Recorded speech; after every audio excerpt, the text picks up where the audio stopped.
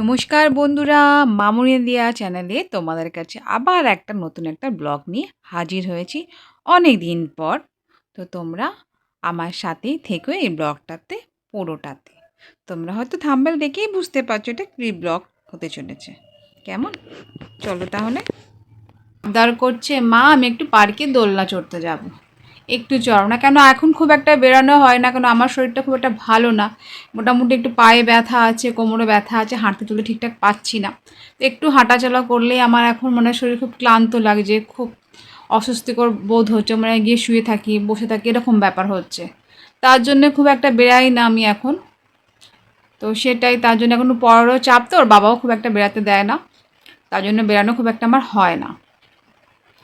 তার জন্যই আজকে ওর বাবা নেই, ওর বাবা একটু বাইরে গেছে, তার জন্য আজকে সকালে স্কুলে আমি দিয়ে এসে এখানে বসে গেছিলাম। স্কুলের কাছেই জায়গা আছে, ওখানে ছিলাম বসে।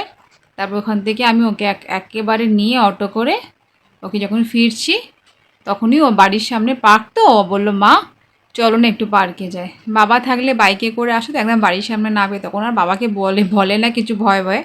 তো সেটা মাকে যত আবদার করে, তার জন্যেই ওকে নিয়ে আসা হয়েছে। এই যে কাদা, বারণ করলাম যে বৃষ্টি বৃষ্টি হয়েছে, কাদা আছে দোলনার কাছে, তুমি চড়ো না, শুনবে না। মা একটু একটু দোলনা চড়তে দাও না, মা একটু দোলনা চড়তে দাও না। আবার আবদারও করছে, মা তুমি একটু বসো। দেখতেই পাচ্ছ পার্কটা সেরকম একটা বাচ্চা আসে না। এই পার্কের ভিডিও আমি আরও তোমাদের অনেকবারই দিয়েছি। তো এটা বেশিরভাগই বাড়ির কাছে, বাড়ি থেকে বের হলেই আমাদের দুপা সামনেই, তার জন্য এখানেই চলে আসা হয়।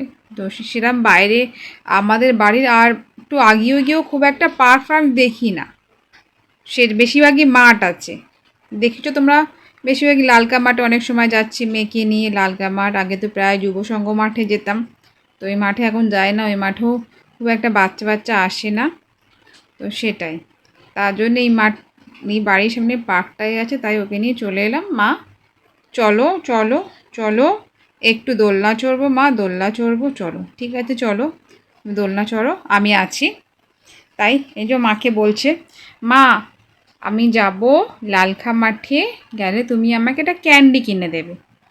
ও শুধু ক্যান্ডি, একটা দোকান আছে লালকা মাঠে, ওইখানে গিয়ে হনুমান মন্দিরটা আছে, ওখানে একটা দোকান আছে, ওখানে গিয়ে শুধু ক্যান্ডি খাবে, ক্যান্ডি। আমি দিতে চাই না অনেক সময় যে তুই খাবার খা, বা তুই অন্য কিছু কেক ঠেক বা অন্য কোনো খাবার খা, না খাবার খাবে না। একদিন আবদার করলো পিৎজা খাবো, মহারানী পিৎজা খাওয়া নিয়ে এলাম, পিৎজা একটুকুনি এক টুকরো হয়তো অতি কষ্টে খেয়েছে। বায়না করে, যতটুকু পারি আমি চেষ্টা করি ওকে দেওয়ার, যতটুকু আমার সামর্থ্য অনুযায়ী। আর যখন পারি না যেটা, ও সেরকম খুব একটা বায়না করেও না। তো মোটামুটি যা বায়না করো সামর্থ্য দিতে পারি, সেটাই। তার জন্য ও খেলোই না পিৎজাটা। আমি পুরো পিৎজাটাকে খেলাম, আমার খুব খারাপ লাগছিল। ও আমাকে এত আশা করে পিৎজা খাবো খেলো না, আমার ওটা খুব খারাপ লাগছিল যে বাদবাকি পিৎজাটা খেলোই না মেয়েটা। কী করব, না খেলে আর নষ্ট করতে লাভ নেই, তো আমিই খেয়ে নিলাম পিৎজা। পিৎজা আমার খুব একটা ফেভারেট না, খুব যে একটা ভালো পিৎজা খাই তা না, মোটামুটি মোটামুটি পিৎজাটা ভালো লাগে, খুব একটা যে পিৎজা আমার ভালো লাগে তা না। তো সেটাই, কি করব, মেয়ে না খেলে সেই পয়সাটা নষ্ট হবে, নষ্ট করতে জিনিস খুব খারাপ লাগে।